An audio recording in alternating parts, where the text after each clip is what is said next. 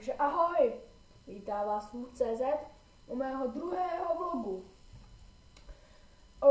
Kámoš mi dal nápad, co na můj druhý vlog. První byl vlastně uváděcí do mé videotvorby, ale teďka jsem chtěl dělat něco extra. Takže ten vlog bude na téma, jak bych to řekl, co budu natáčet.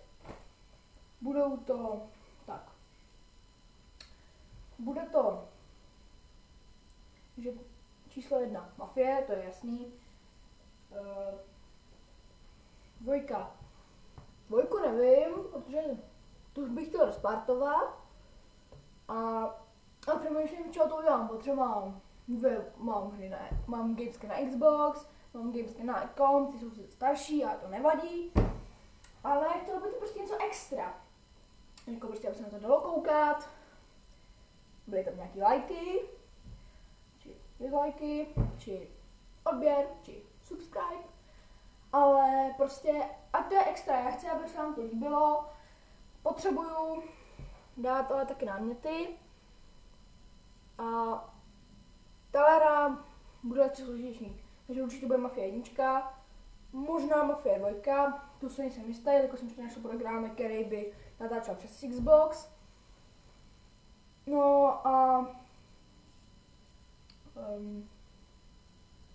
takže by to chtělo jako něco, když to poradíte v komentech, jakoby nějaký program, kterým se natáčet gamesky přes Xbox a já vám natáčím nějaký vlogy či sketche. Do piči! Shit! Hry. Chtěl jsem říct hry. Sorry, hry. No a možná vodko, či kotko. No a to bude asi tak všechno. Trojku ještě vymyslím. To bude možná FIFA nebo NHL. A to asi všechno. Takže díky, že jste shlídli tenhle vlog. Dejte odběr, like či dislike, možná subscribe.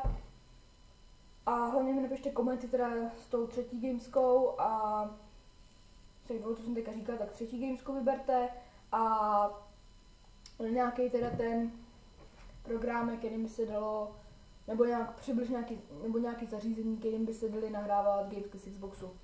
Takže ahoj!